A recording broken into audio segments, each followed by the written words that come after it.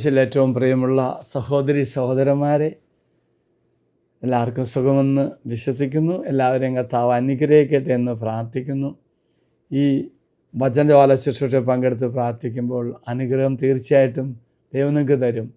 ഒപ്പം നിങ്ങൾക്ക് അനുഗ്രഹം ഇരട്ടിയായി സ്വീകരിക്കാനുള്ള മാർഗമെന്ന് പറയുന്നത് വചനത്തിന് സാക്ഷികളായി വചനം മറ്റു മക്കളെ പങ്കുവയ്ക്കാൻ നിങ്ങൾക്ക് സാധിക്കട്ടെ എന്ന് പ്രാർത്ഥിക്കുന്നു.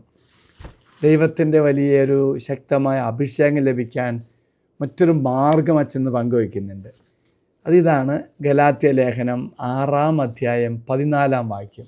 ആ വചനം പറഞ്ഞ ഇപ്രകാരമാണ്: നമ്മുടെ കർത്താവായ യേശു ക്രിസ്തുവിൻ്റെ കുരിശിലല്ലാതെ മറ്റൊന്നിലും മേന്മ ഭാവിക്കാൻ എനിക്കിടയാകാതിരിക്കട്ടെ.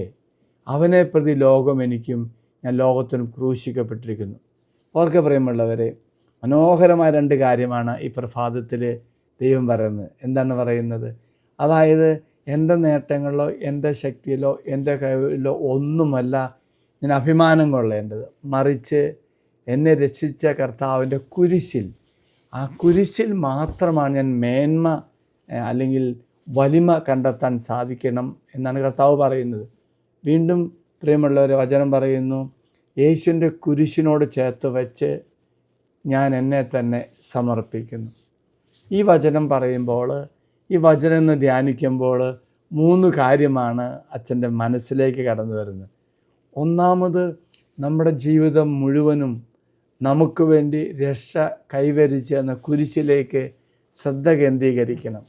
മനുഷ്യരാശിയെ വീണ്ടെടുക്കുവാൻ ദൈവത്തിൻ്റെ സ്നേഹത്തിൻ്റെയും കൃപയുടെയും ആന്തരിക പ്രവൃത്തിയുടെയും ആകെത്തുകയാണ് കുരിശ്. അപ്പോൾ ആ കുരിശിൽ മാത്രമാണ് എനിക്ക് അഭിമാനം കൊള്ളാൻ സാധിക്കുക. രണ്ടാമത് ഈ വചനം വായിക്കുമ്പോൾ പൗലോസ്ലിയായിലൂടെ വെളിപ്പെടുത്തുന്ന മറ്റൊരു സത്യം, പൗലോസിൻ്റെ മനോഭാവം ലൗകികമായ അഹങ്കാരത്തെ നിരസിക്കൽ.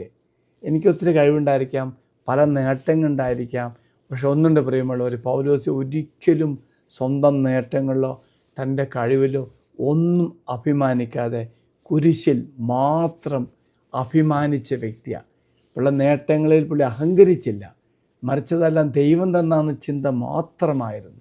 മൂന്നാമത്തെ ഇതിൻ്റെ വ്യാഖ്യാനം എന്ന് പറയുന്നത്, കുരിശ് നമ്മെ രൂപാന്തരപ്പെടുത്തും. ക്രൂശീകരണത്തിലൂടെ ലോകം എനിക്കും ഞാൻ ലോകത്തിനും ദൈവത്തിൽ ചേർന്ന് നിൽക്കുന്നു, ക്രൂശിക്കപ്പെട്ടിരിക്കുന്നു എന്ന അർത്ഥമൊക്കെയാണ്.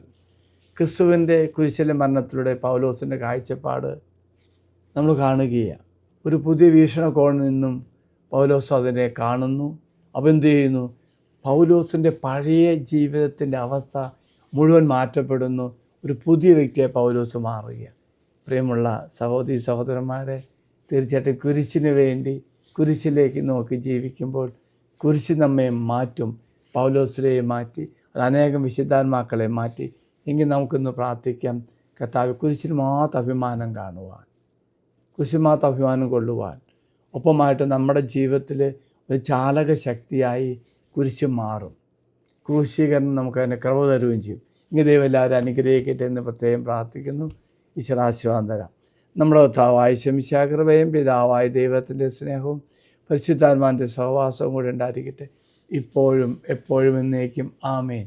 മറക്കരുത്, കുരിശിലേക്ക് നോക്കി ക്രൂശിൻ്റെ ശക്തി സ്വീകരിച്ചുകൊണ്ട് ഒരു പുതിയ വ്യക്തിയെ മാറുവാൻ ദൈവം നിങ്ങളെ അനുഗ്രഹിക്കട്ടെ. Praise the Lord.